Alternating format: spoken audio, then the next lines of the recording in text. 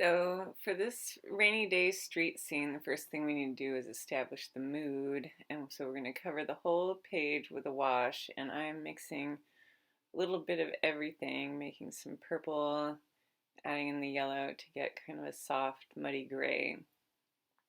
And I have magenta and rose, French ultramarine, and gold, and some Sanilia yellow deep in here.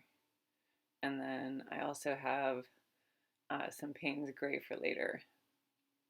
So I got a very juicy, watery wash coming down, and I start a little bit warm and get cool towards the center where the buildings are.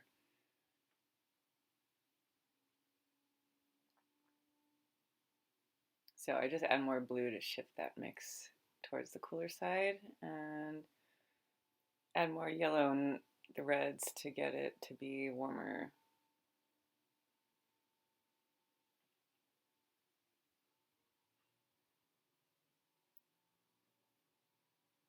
So after that's pulled all the way down, I'm going to let that dry for just a minute, and then I'll come in with the next layer and start with the very far away background buildings. So I mixed up some more light purple muddy mix, a little more on the blue side here, and I'm just gonna kind of wiggle in these paintings in the back, or the buildings in the background. And where it's too dark, I just lift it off and blot it with a paper towel.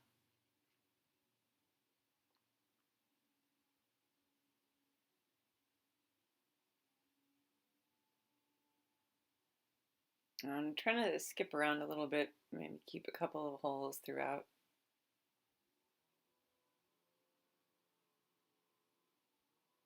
But the main thing here that is very important is the value, since all of these are pretty much different shades of gray with just slight variations. The most important thing is getting the value right.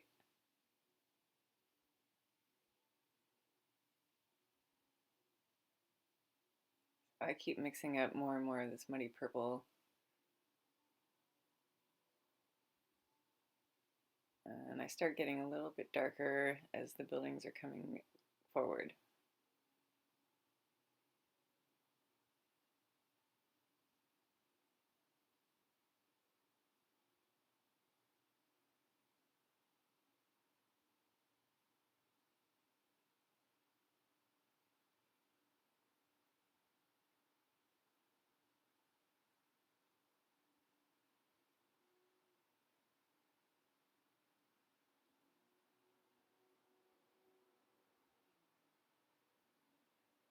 And you see I get darker as I get towards the bottom of the horizon line.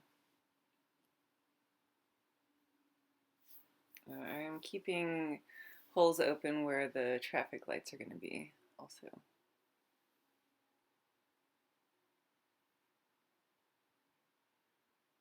So I want for all these buildings to have some separation, but also different levels of value so that you know they're coming towards you.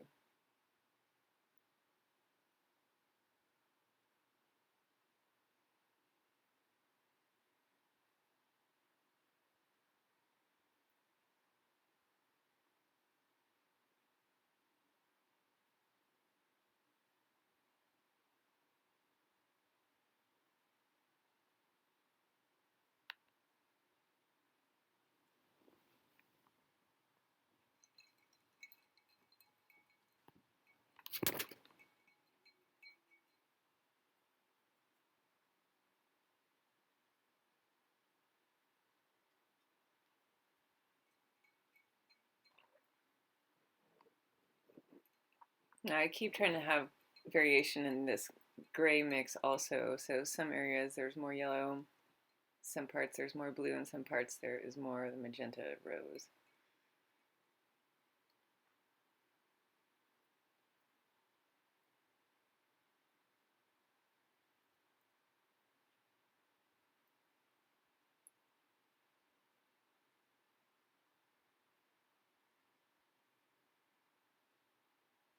I'm not doing a perfectly beautiful smooth wash here, and I'm not really worried about it because I'm just allowing that to be part of the texture in the buildings.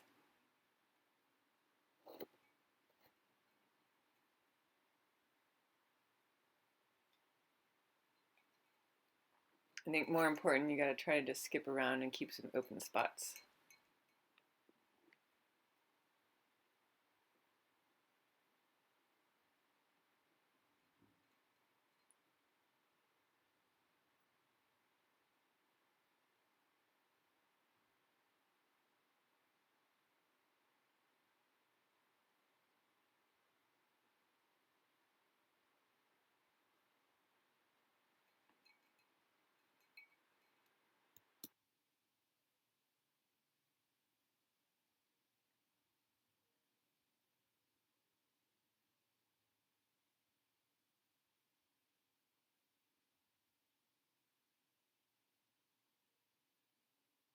So I cannot resist putting in my darks as I go along. I can't always wait until the end just because I need to see it coming out and make sure that I have all my values adjusted right as I go along.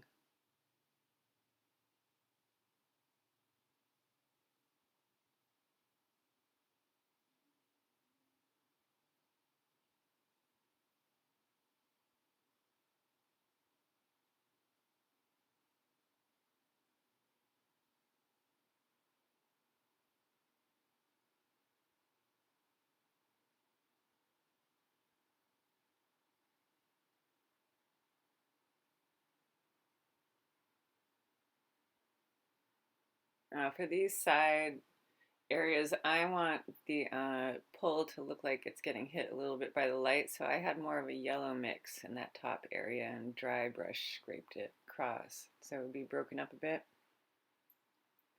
And then this building that's on the side here is all just going to be very abstract, and I'm allowing it to break up a lot.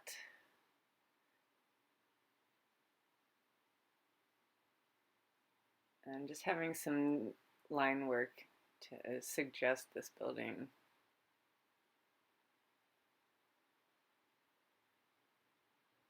And then I have the back of my brush that I used for scraping and making these bigger marks.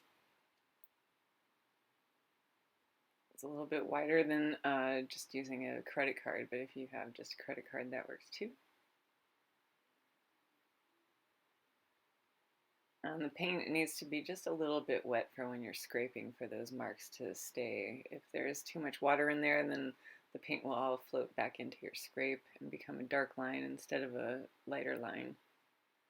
Now, for the window, I'm trying to mimic what would look like the reflection of all the wires hanging above. So I'm putting in all these kind of swirly marks,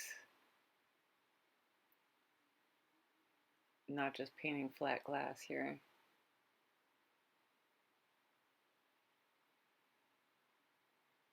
And then the back part of the car is really dark in the shadows. But I leave the opening for where the lights are going to be so that that yellow will stay bright. And there's always a shadow under the car. And then I'm tilting it and spraying it to get those drips to happen. So I have my little spritz bottle and I just get lots of juicy paint on there and let it flow down the page. Then I add some yellows and you get that kind of soft glowing flow down the page. But you have to be tilted at more of an angle to get that drip.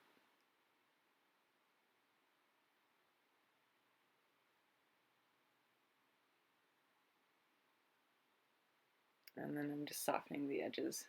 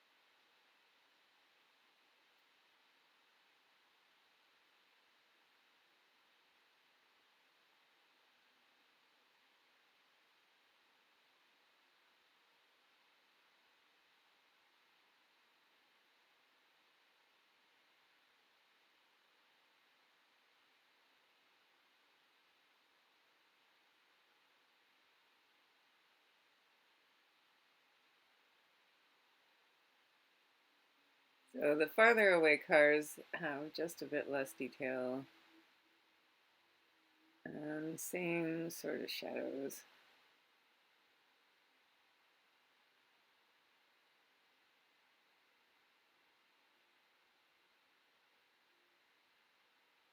And spritz it.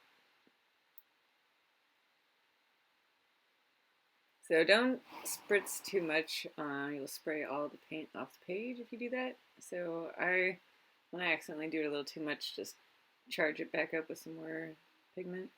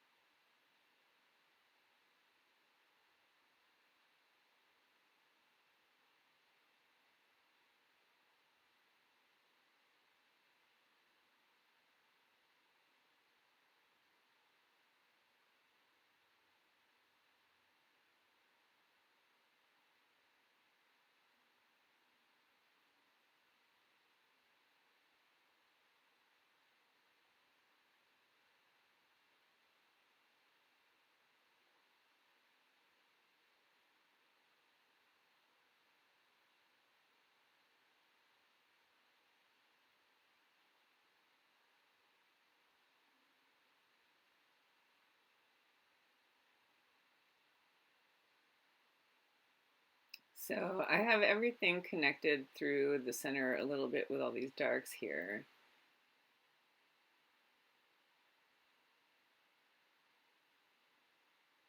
And then I'm going to just drip this whole side.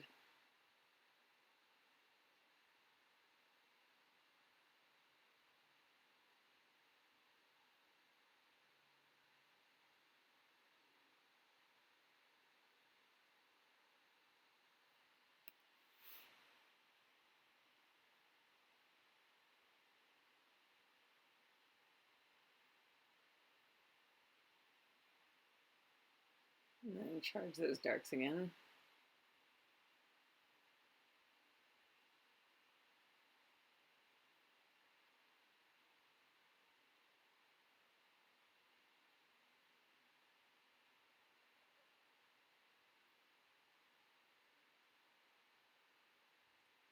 Now this tricky part is going to be putting in these lines. So they need to be a bit thick and you got to move fast. So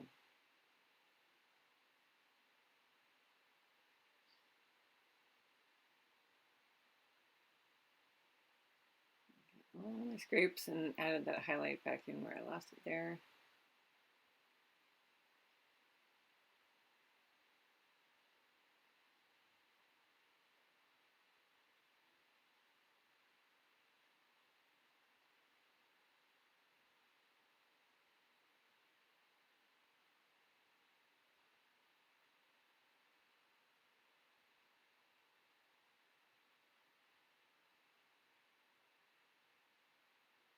And then I'll just dash in some more yellows here. And this is just pure pigment. I have pretty much no water in there, so it's scraping onto straight paint.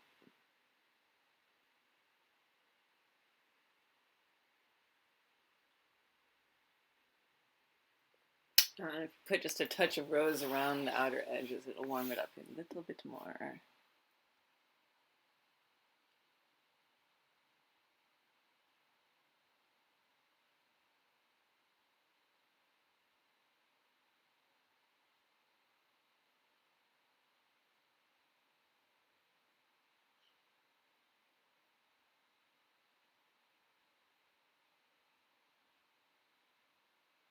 And then put that bright red in for the traffic lights.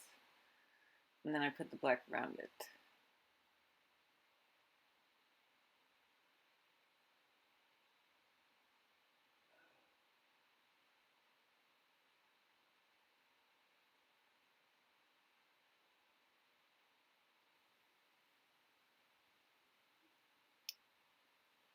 So I'm just touching up some more of that yellow to make it a little bit more intense.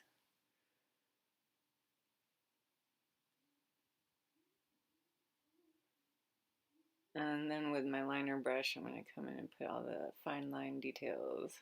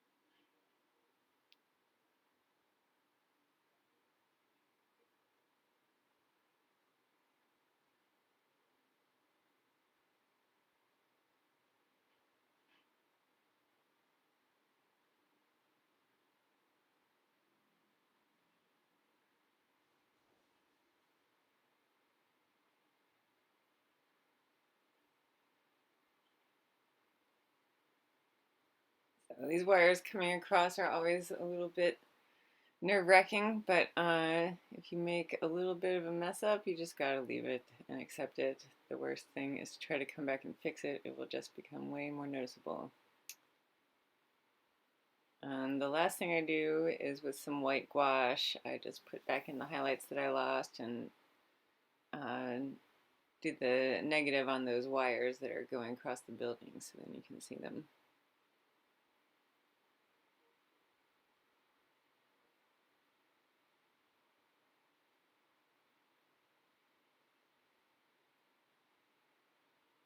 And I'll put back my windows that I accidentally painted over in here.